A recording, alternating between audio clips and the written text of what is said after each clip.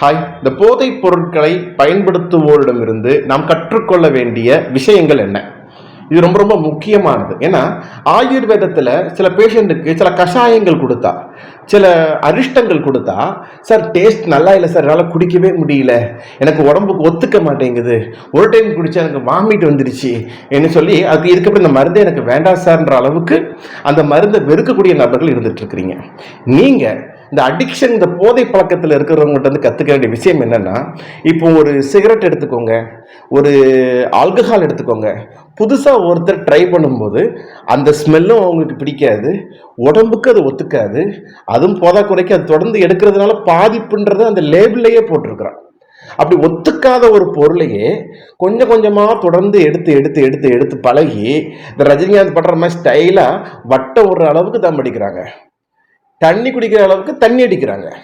அப்போ ஒரு கெட்ட பொருளையே ப்ராப்பரா கொஞ்சம் கொஞ்சமா பழக்கப்படுத்துவதன் மூலமா ஓரளவுக்கு உடம்புக்கு ஒத்துக்க வைக்கும்போது ஒரு அற்புதமான உடலுக்கு ஆரோக்கியத்தை தருகின்ற, எதிர்ப்பாற்றலை மேம்படுத்துகின்ற ஆயுர்வேத மருந்தை நம்ம இந்த மாதிரி கொஞ்சம் கொஞ்சமா நம்ம எடுக்கும் பொழுது அது உடம்புக்கு ஒத்துக்கிற மாதிரி மாற்ற முடியுமா முடியாதா? ஏன்னா கசப்புனா அந்த அளவுக்கு ஏன் வெறுப்பு ஏற்படுது? கசப்பும் அறுசுவையில் ஒரு சுவை, துவர்ப்பும் அறுசுவையில் ஒரு சுவை. சட்ரச அபியாசோ பலகரானாம் சிரேஷ்டம். 6 சுவை நிறைந்த உணவுகளை அன்றாடம் சாப்பிடுபவர்களுக்கு ஆரோக்கியம்ங்கிறது இயல்பாகவே அமையும்.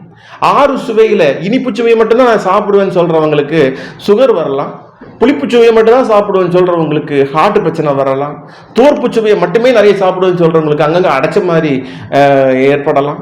ஸோ காரத்தை மட்டுமே சாப்பிடுன்னு சொல்றாங்க, அல்சர் ஏற்படலாம். அப்போ எந்த மிகினும் குறையினும் நோய் செய்யும். அப்படின்னு உடம்புல 6 சுவையும் அவசியம். எந்த சுவையும் இயற்கையான வகையில், ஒரு செயற்கையான ரசாயனங்கள் இல்லாமல், ஒரு கெமிக்கல்ஸ் இல்லாமல், அந்த அல்ட்ரா ப்ராசஸ்டு ஃபுட்டுன்ற மாதிரியான ரசாயனத்தின் மூலமாகவே உற்பத்தி செய்யப்பட்ட ஒரு சுவையாக இல்லாமல் இருந்துச்சுன்னா அந்த சுவை உடலுக்கு ஆரோக்கியம் தரும். ஆயுர்வேத மருந்துகள் நிச்சயம் அனைவருக்கும் ஆரோக்கியம் தருவதற்காக நமது முன்னோர்களால் தருவிக்கப்பட்டவை. ஸோ படிப்படியாக பயன்படுத்துவோம். ஒரு டைம் வாந்தி வருது, நாக்கில் பிடிக்கலன்றதுக்காக நல்ல மருந்துக்கு எடுத்துட்டு வலி மாத்திரையும் வலி ஊசியும் தொடர்ந்து போட்டுட்டு திரும்ப படுக்கையில் கடந்து ஐயோ அன்னைக்கே நான் சாப்பிட்டுருக்கலாமேன்னு யோசிக்க வேண்டிய அவசியம் இல்லாமல் பார்த்துக்கோங்க. அன்புடன் டாக்டர் சுந்தர் பரமார்த்தலிங்கம், ஜெய் கபீசா ஆயுர்வேதா. நன்றி.